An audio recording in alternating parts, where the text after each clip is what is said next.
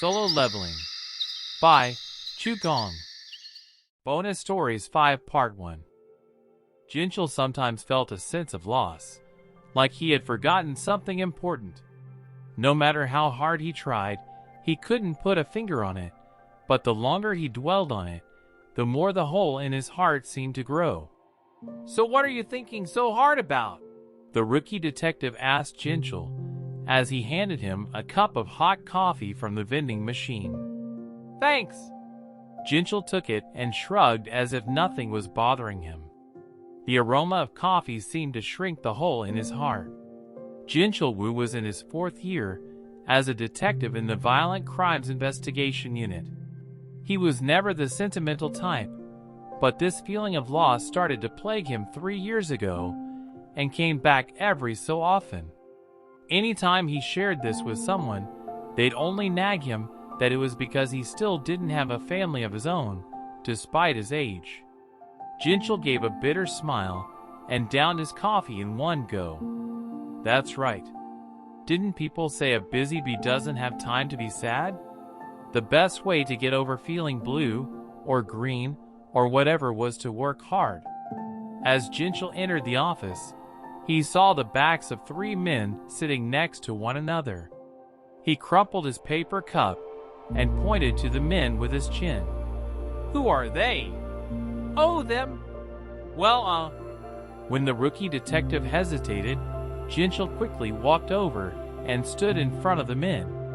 Their faces were pale as if they had seen something they shouldn't have, shaking like leaves on a tree and unable to make eye contact with anyone. Jinchul muttered, "It's the shadow monster again."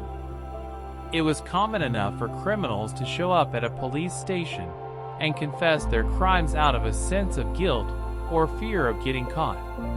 However, it was certainly rare for criminals to show up scared out of their wits and beg to be jailed right away. Yet this had been happening repeatedly for several months. The SH shadow. It suddenly rose up from the ground and spoke to me. It said I would regret being alive if I didn't turn myself in within 24 hours. It's all my fault, DD Detective. Please throw me in the slammer. Every single one of their stories was the same. Eventually, the suspicious powers that be demanded an investigation. Jinchul raised his voice. "So you're saying you all saw the shadow monster?" "That's right." Jinchul, who was taking their statements, sighed as he wrote down the reason for turning themselves in. "How am I supposed to submit this?" The thought of reporting on some shadow monster story and a 24-hour curse gave him a headache. Tap, tap. Jinchul looked over his shoulder as a senior detective said, "Jinchul, let the rookie write this up. Come to the conference room." Conference room?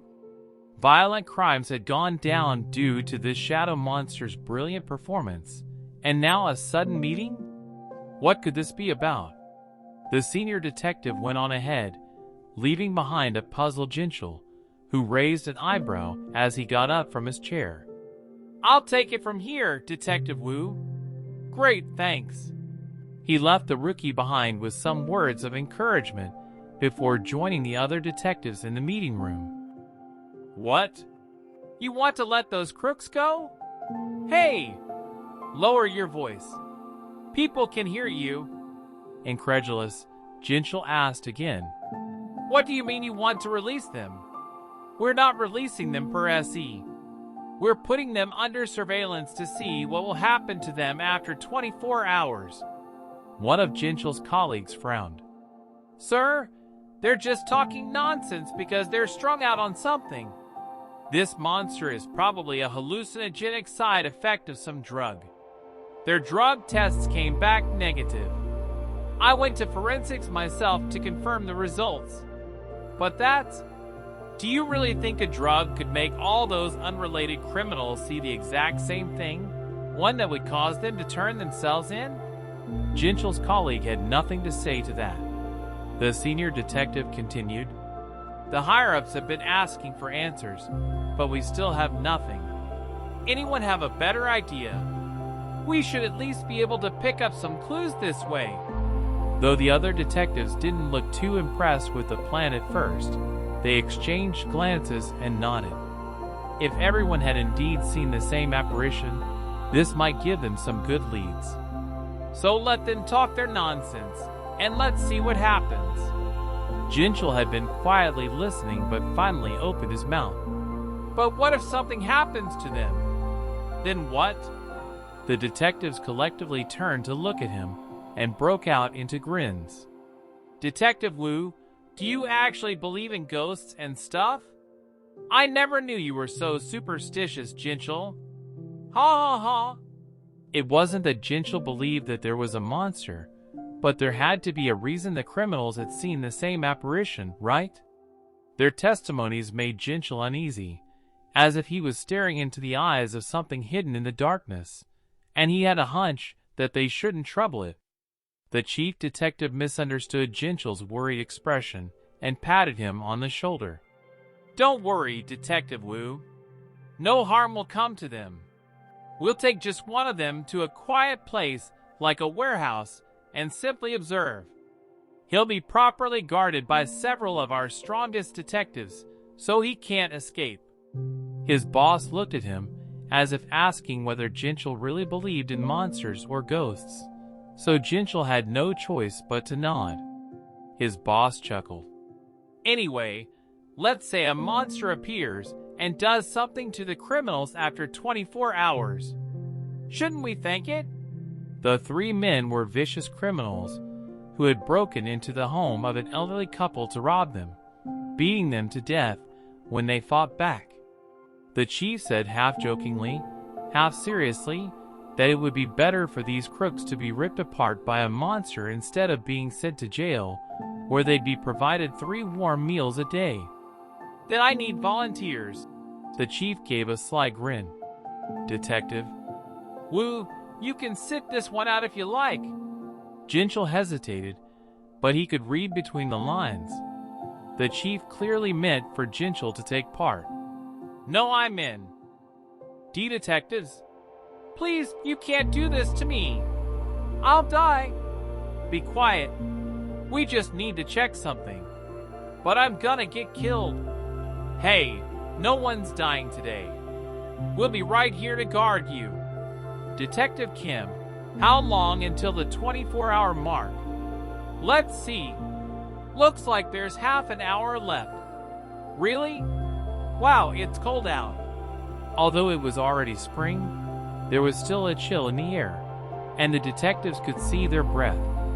It was dawn, and since nothing was happening to the criminal they were watching in the warehouse, they were pretty bored. But one person among them, Jinchel Wu, remained alert as they kept watch. Something's not right. He felt a shift in the air, like something they needed to avoid was approaching them. Hoping that he was worried about nothing, he took some deep breaths to calm down. Soon, it reached the deadline set by the so-called shadow monster. And time! Really? One of the detectives checked his watch as he got to his feet. Tick-tock. Time was up. It was just as they'd expected. Nothing had happened, and it didn't look like anything was going to happen. The hell? A quick-tempered detective glared at the trembling criminal, who peeked his head up, looking bewildered. Huh? With no witnesses around, the detective surrounded the crook and yelled at him. Were all of you on drugs? Why don't you make this easier for us and fess up already? The criminal looked around, but when nothing happened for some time, he seemed very confused. No, I mean, we really saw it. Actually, there were 4 of us and Jinchel, who had stood to the side and kept his guard up, suddenly turned and desperately yelled at the others. Get out! Get out of there! What was Jinchel talking about? The detectives looked at Jinchel when something forcefully pushed them backward. Ah! Arg! They tumbled on the ground a few times, knocked out cold. Jinchel was about to run toward them, but suddenly stopped in his tracks. There, in front of him, were monsters rising slowly from the shadows. Oh! He couldn't speak or even breathe properly. The creatures weren't human, but resembled humans with ant heads. Jinchul's eyes widened. There are 3 of them. They weren't hallucinations or side effects of drugs. The criminal's testimonies were 100% true. Eh? The criminal screamed as the ants surrounded him. It was the most desperate scream a human could make, one that came out in the face of death. The ants didn't waste any time in ripping off the man's limbs and eating them. Gah! The scream didn't last long. All that was left of the ants' feast was a little bit of blood and some tiny pieces of flesh. Jinchul felt like his spirit had left his body as he watched the scene unfold in a daze. 2 of the ants spotted him after finishing their meal. Scraw! Their eyes were fixed on Jinchul, who tried to run away but found his legs wouldn't move. His feet were glued to the floor. Pete, please! Just then, the larger ant with wings grabbed the other 2 by the shoulders and stopped them from going after Jinchul. The detective could have sworn the ant looked almost happy to see him, breaking into a grin. A smiling ant? No, never mind that. How did Jinchul know that the ant was happy to see him? Jinchul had a weird sense of longing amid this awfully scary and frightful situation. It felt like déjà vu. Why? How is that possible? The bewildered detective saw the ant sink into the shadows. Hey! Wait! They ignored his calls and disappeared in an instant. By the time Jinchul reached the shadows, there was no trace of the ants. He ran his hand over the spot as he felt the emptiness in his heart more prominently than ever. Jinchul returned to his senses when he heard his colleague stir. Are you guys okay? After checking on them, he urgently called for help. But even when the ambulance arrived and took his colleagues away, he couldn't keep his eyes off the shadows the ants had vanished into. That's great. That's fan-fucking-tastic. The chief was furious, which was understandable. The criminal had gone missing, and the detectives assigned to guard him couldn't remember a thing because they'd been knocked out. The chief clicked his tongue at the 2 detectives lowering their bandaged heads. Then he turned toward Jinchul. How about you, Detective Wu? You called the ambulance, right? Don't you remember anything? I'm sorry. When I came to, they were still unconscious, so... My God! The chief sighed as he beat his chest in frustration. Luckily, the report hasn't reached upstairs yet, so you need to be quiet about all of this. You 2 were injured while investigating gangs in Girogu. Got that? Yes. Yes, Chief. And with that, the matter was closed. For a time, it was uneventful for the Violent Crimes Investigation Unit. Detective Wu, you seem to be in high spirits these days. Did something good happen? The rookie detective handed Jinchul some hot vending machine coffee. Nothing in particular. Jinchul took it and shrugged nonchalantly. But the rookie detective was onto something. Seeing those ant monsters had filled a tiny part of the constant emptiness that had been gnawing at him. There's something to this. His veteran detective's intuition, as well as common sense, told him that this was definitely something worth investigating. As Jinchul quietly studied his notepad, the rookie detective peeked over Jinchul's shoulder. Huh? What? You're still investigating the incident regarding the missing criminal? But the chief said, I know. I'm just looking into it for personal reasons. Jinchul cut him off and finished the rest of his coffee. But the rookie detective wasn't done talking. Wow. So it's not just our jurisdiction, but criminals from other areas have also confessed because of the shadow thing? Jinchul couldn't be too hard on this rookie detective, since he had voluntarily joined the Violent Crimes Investigation Unit at a time when fewer and fewer people wanted the job. Although he was annoyed by him, Ginchel answered his questions with as much patience as he could muster. "That's what it looks like." The rookie studied the contents of the notepad. "Looks like the number of criminals turning themselves in dropped a lot between the end of February and the beginning of March." Ginchel's eyes widened at the rookie detective's keen observation. "Did something come to mind?" "Oh, it's nothing. It's just, Maya used to own a small book rental place a while back. And? Well, she used to complain that business would slow from the end of February to the beginning of March, between the end and start of the school year." That doesn't mean anything though, right?" The rookie detective laughed in embarrassment, but he was surprised to see Ginchel writing down what he just said. "Detective Wu? Just in case." The end and start of the school year. Ginchel quietly added these 8 simple words to his notes.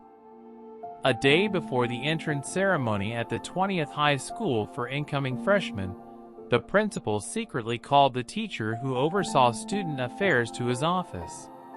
"There's a troublemaker among the new students." "Pardon?" The principal pushed a document toward the teacher, who scanned it and blinked in confusion. "His father is a firefighter, and his mother is a stay-at-home mom. His grades are pretty good, too.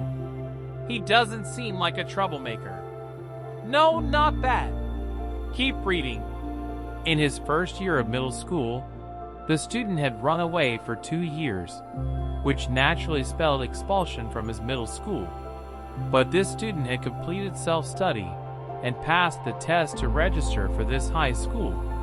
He decided to run away as a kid fresh out of elementary school. The teacher sensed the coming of a powerful adversary and narrowed his eyes. The principal lowered his voice. "What do you think?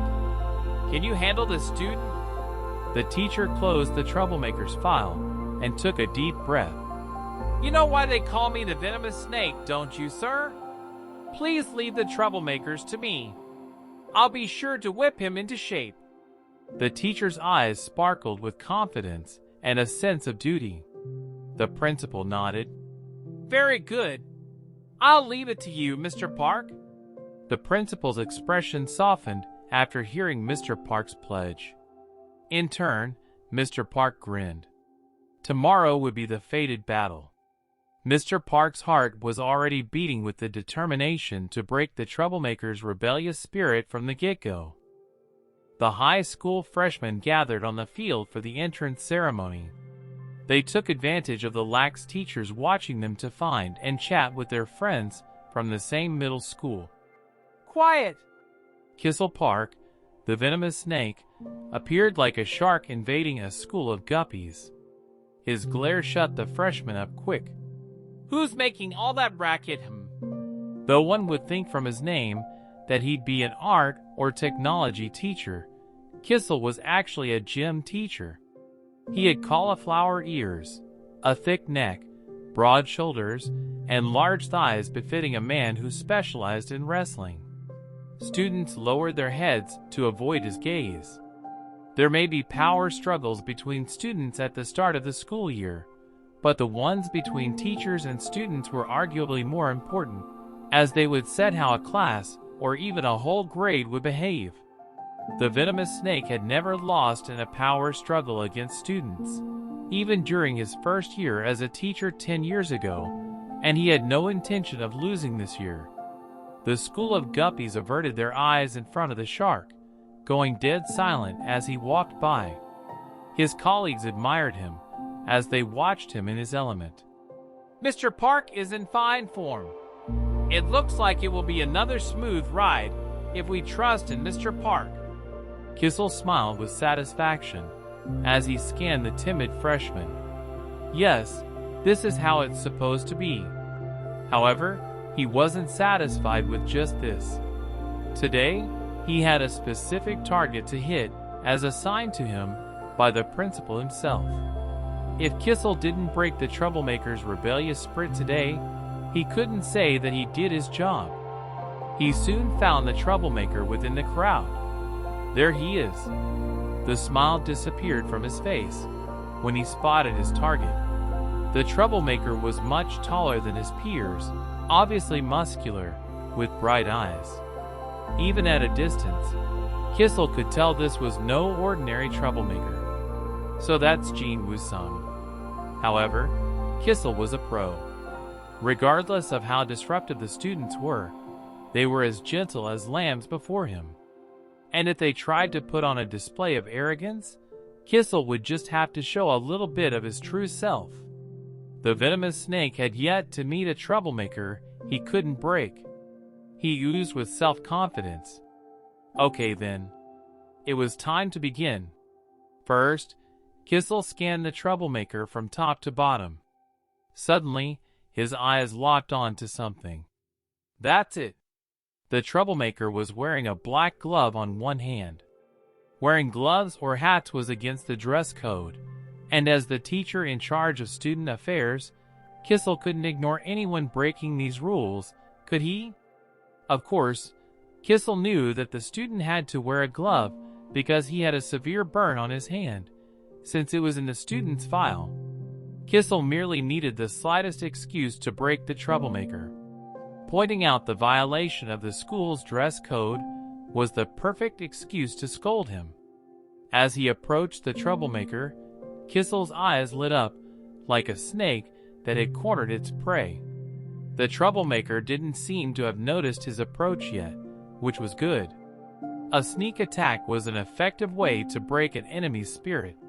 When Kissel was close enough for the student to hear his name being whispered, he opened his eyes wide and got to work. "Hey, you! How dare you wear that glove?" Jin-woo looked up at Kissel's loud roar and made eye contact. Huh? That's when Kissel saw countless monsters standing behind the troublemaker. The students on the field faded from view, and he saw an army of 10 million soldiers standing at perfect attention, stretching all the way to the horizon. Oh! Kissel fell backward, screaming, "Mr. Park! Are you all right, Mr. Park?" The teachers nearby rushed to help him, as the blood drained from his face. When he looked back at Jin-woo, everything had returned to normal. How? He blinked furiously and shook his head hard. The students stared at him and muttered to one another. "Everyone be quiet! Mr. Park, are you sick or something?" Kissel's face turned red as his colleagues looked at him with concern and students with confusion. "I am fine." Kissel shook off their hands as they tried to help him and quickly left. Bellion quietly watched him go and whispered to Jin-woo from within his shadow, "My lord, that man." "Yeah, I think he saw you guys." Jin-woo nodded. Some people had much better perception than others. On rare occasions, they would discover that Jin-woo was different from the average person, just like Kissel had. Is this one of the side effects of my influence on this world? There was no way to tell. He bit his lip as he thought of the pale face of the teacher who had hastily left. At that moment, an announcement came from a staticky speaker on the field. "The principal will now deliver his welcome speech to the new students." Jin-woo turned away from the direction Kissel had run off to. It was a lovely spring day. Under the warm sun, both the principal's bald head and the hearts of the freshman class shone brightly. For certain reasons, Jin-woo had purposely registered at a high school that was a little farther from his home. Because of that, he didn't know anyone in his class. Well, I guess that was to be expected. He didn't regret his decision as he scanned his classmates' faces and grinned. He was too old to get anxious about not knowing anyone in his class. In the past, his younger self would have greeted some of the kids no matter how awkward it felt, but he couldn't be bothered to do so. While his classmates made the effort to get to know one another, Jin-woo just opened the book he had brought. Perhaps because he'd spent so long in the silence in the gap between dimensions, he found that he enjoyed reading, as it afforded him the same quiet and solitude. Besides, he was technically several decades older than these kids, and he had no idea what to talk to them about. He would rather see what books had to tell him. As he tried to enjoy his quiet time, someone approached him. Are you? It was a meek voice. The teenager flinched when Jinwoo looked up, but he seemed to recognize him. From middle school. You're Jinwoo's son, right? Who was he again? Jinwoo squinted at him. He looks familiar. He probably wasn't someone Jinwoo had been that close to, as he had a hard time remembering his name or how they had known each other. Oh, yeah. As if he was used to being in this position, the meek teenager went ahead and introduced himself. I'm Young Gillo. We were in the same class in middle school. Oh, okay. As soon as he heard his name, Jinwoo remembered him as the kid who looked on with envy at the other boys when they talked about going to the internet cafe. That boy with the buzz cut was now a high school student. Jinwoo extended his arm for a handshake with a mixed expression of happiness and wonder. Nice to see you, Young Gil. Yeah. Young Gil hesitated as if he wasn't used to shaking hands as a high school student. He shyly grabbed Jinwoo's hand. It's good to see you too. Jinwoo detected a strong sense of relief transmitting from the handshake. Seeing a familiar face in a new classroom at a new school was certainly a relief. Jinwoo smiled to help his old friend relax further. It seemed to work, as Young Gil slowly began to get chatty. Do you live around here? I moved to the area last year, so... Jinwoo interrupted him and cut the reunion short. Hang on. He turned to the four shady-looking kids gathering around him and Young Gil. Who are you supposed to be? And what's with the glove? The gang of four laughed and pointed at the glove covering Jinwoo's left hand. Seeing these troublemakers made Young Gil's face fall. Young Gil needs to man up. Jinwoo felt bad for his friend. He looked over the four bullies and noted the nasty expression and glint in their eyes. Though this was the first time they were in the same school, these kids had been causing trouble together ever since their middle school days. After scoping out the rest of their class, they figured Jinwoo would be the only one who could stand up to them, so they decided to size him up. Their other classmates might have trouble looking them in the eye, but to a seasoned fighter who spent the last 30 years in combat, they seemed cute. The bullies had no way of knowing how little Jinwoo thought of them, and kept provoking him. Hey, take that glove off. I want to try it on. Why do you only have one? You tried to be some kind of edgelord? I bet you think you're some anime protagonist. Ha ha ha. Seeing the four of them burst out laughing, Jinwoo chuckled, which triggered a shift in their demeanor. Something funny? Your ears clawed or what? We told you to take the glove off already. Why, you hiding a tattoo on your left hand? Baru's furious voice came from within the shadows. My king! If you allow me, I will separate their limbs and heads from their bodies. Then they will never. Denied. But I said no. After admonishing Baru, Jinwoo took off his glove before any more of his soldiers snapped. He showed them the ugly burn that stretched from his palm to his wrist. The bullies were rendered speechless by the clearly serious burn. Dude, we were just joking. Why so serious? Fine, put your glove back on. That's gonna show up in my dreams. Yo! The troublemakers seemed to think that was enough and walked away. As Jinwoo slipped his glove back on, he firmly stepped on the shadows, secretly following the boys. Why are you following them? Scraw! Jinwoo restrained Baru, who was incensed at the kids for making fun of his master, before looking up. Jinwoo had enjoyed the interaction. The enemies who had been hostile toward him in the gap between dimensions were dead, as were the enemies who had threatened his life in dungeons. This was Seoul, South Korea, where there were no gates or magic beasts to be found.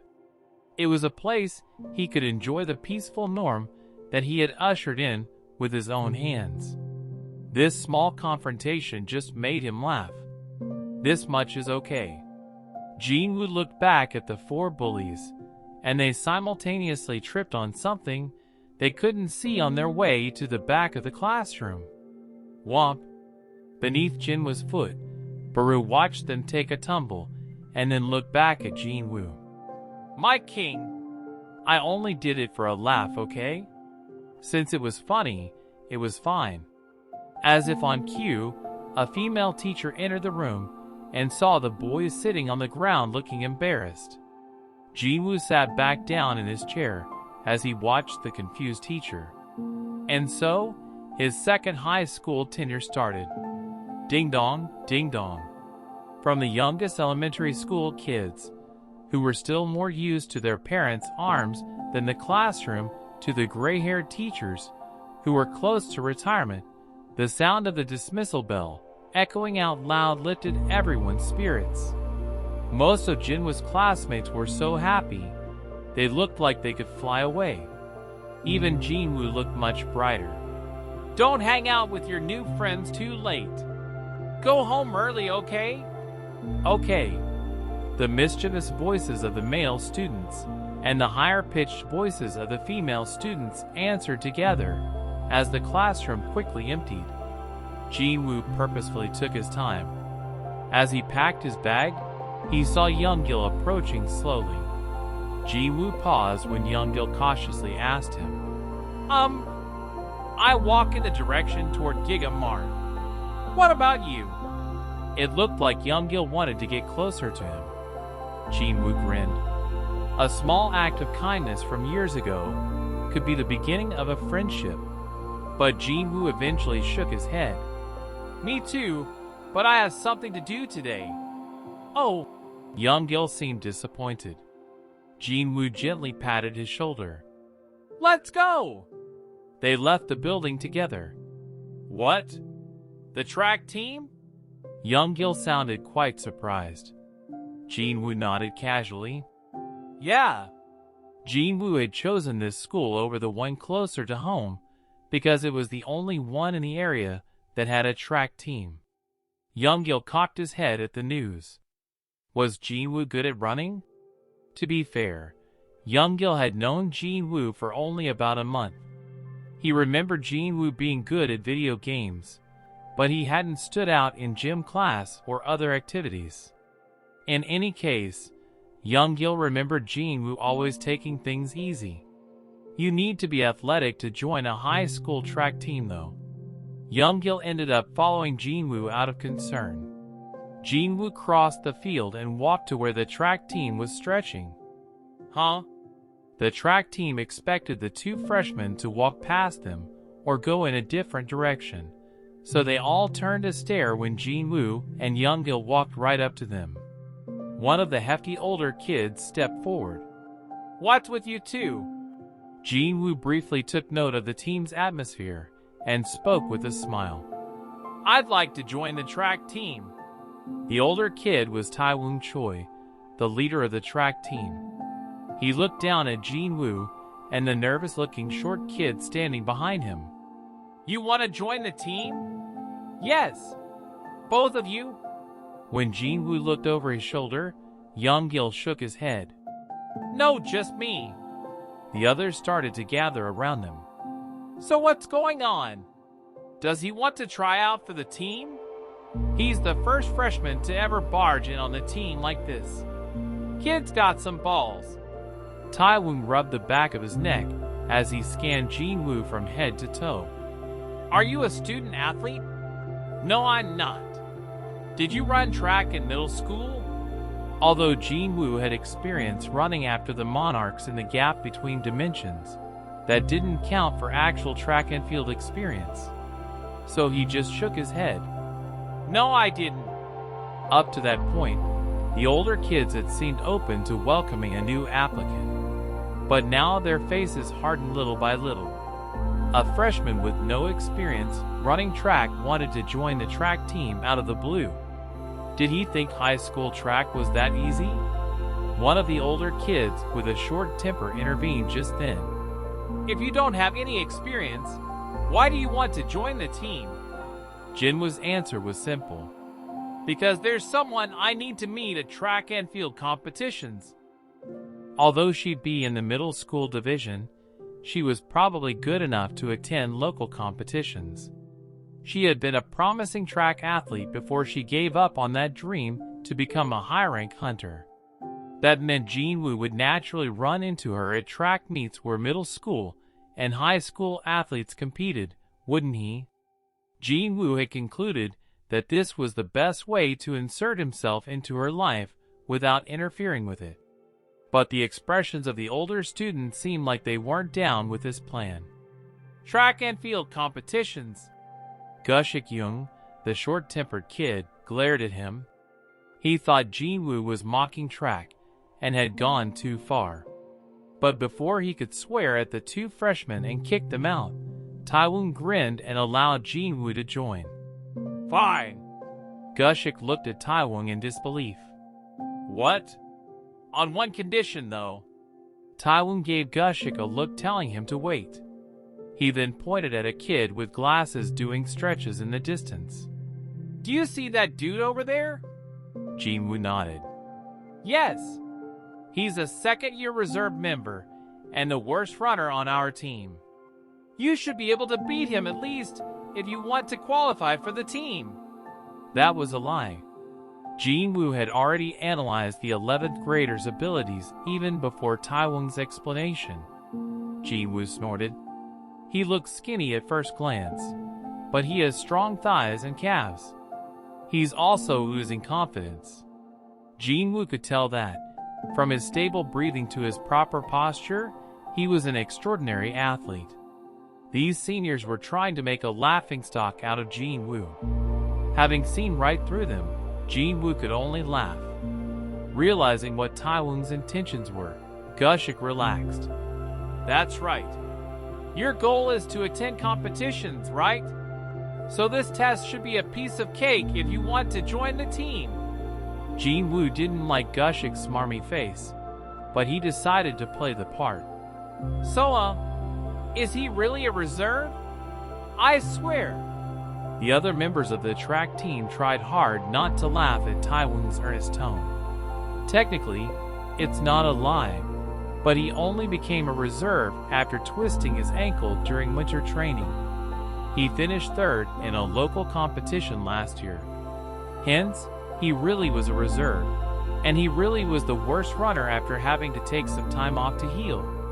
Jinwoo cheerfully answered the sly Taewon. Okay, I'll give it a shot. Jinwoo had fallen for it. The team mentally cheered. This dude couldn't even recognize the third-place winner of the local competition, even though he wants to join the team. It was especially hard for Taewon to keep from bursting out in laughter as he brokered the deal with Jinwoo right in front of the other kids. But it's no fun if it's just a race, so how about if you win, you get to join the team, but if you lose, you have to clean the team's locker room and do our laundry for a month. Sounds good. Jinwoo. Younggil tried to stop Jinwoo, but Jinwoo reassured him he'd be okay. Let's see how long this dude can keep smiling. Taewon faced the reserve member and called, Sanjin, mind doing a lap? Sanjin Woo, the ace of the team, finished warming up and stood up straight. No problem. He took off his glasses and handed them to a teammate, his eyes on fire. Jinwoo handed his jacket and bag to Younggil as he met Sangin's gaze. While the track team couldn't wait to teach the freshmen a lesson, Jinwoo was trying to calculate how well he would have to run to give them a little surprise. You ready, Freshie? Yes. How about you, Sanjin? Ready. Jinwoo and Sanjin stood side by side at the starting line. Jinwoo's initial pose was one optimized to leap into battle at any time, while Sanjin got into the textbook runner's pose. The other team members mocked Jinwoo's awkward pose. What the hell is he doing? Is he serious about joining the team? He's a newbie who doesn't know the first thing about running track. Jinwoo ignored their whispers and calmed his breathing. Ready? Taewoong shouted out to signal the start of the race. Go! Mr. Park, are you feeling better now? Oh, yes. Kissel Park, the venomous snake, gave a vague answer before quickly brushing past his fellow teachers in the hall with a grimace. I can't believe I was made a fool in front of the whole school. He must have been seeing things. Maybe it was because he hadn't had a good breakfast. Kissel ducked inside the male teacher's lounge to get away from what felt like the mocking eyes of students. He heaved a big sigh. He needed a smoke. Kissel put a cigarette in his mouth and stood in front of the window. He absent-mindedly looked down at the track field as he lit his cigarette. His eyes widened as he spotted something, and he hurriedly crouched and pressed his back to the wall. What? Why is he running around the track with the team? At that very moment, the track and field coach entered the lounge and discovered Kissel. Mr. Park. The coach ran over to help Kissel get up, assuming he wasn't feeling well again. Are you okay? You sure you don't need to go see a doctor? I am fine. I was just feeling a little dizzy. Kissel shrugged it off and asked, So why is Jinwoo Sung running with the track team? Oh, is that the student's name, Jinwoo Sung? The coach laughed as he looked out the window over Kissel's shoulder. Apparently, he came to join the team, and they couldn't reject him because he's quite good, so they told him they wanted to test his stamina. As stamina? Yes, he's on his 20th lap. I got tired just watching them, so I came here. Athletics and sports teams. There was nothing better to expend than youthful energy. Thoughts ran through Kissel's head. Jinwoo, whom Kissel had labeled as a troublemaker, was making a real effort to join a sports team in order to discipline himself. Maybe I misjudged him. And there was no such thing as a boy who walked around with monsters attached to him. Jinwoo had to be a perfectly normal student simply trying to find his place in school or on a team to make up for lost time. To think he conjured up monsters or ghosts in his imagination regarding such a student. The venomous snake felt ashamed of himself. Kissel straightened himself up and chuckled. Yes, I need to look at him without any bias. That should clear this misunderstanding. The coach looked at Kissel with concern, as he seemed to be undergoing mood swings. Mr. Park. Yes, I'm fine now. I don't feel dizzy anymore. Oh, that's good. Kissel slowly turned around as the coach let go of his arm.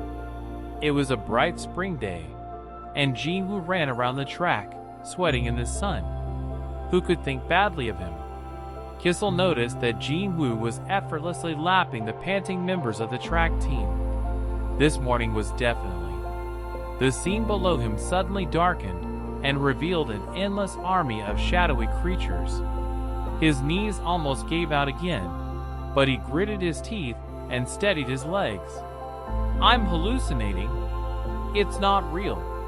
At that moment, the monstrous ant standing in the front line of the soldiers with black armor looked at Kissel and opened its jaws wide. Scraw! Aya! Kissel ended up falling on his rear and passing out. Having seen what Baru had done, Igris elbowed the ant. I told you not to do that. Kree, I guess that human can really see us. Baru scratched his temple in confusion and then slammed his forehead on the ground even before his master ordered him to do so.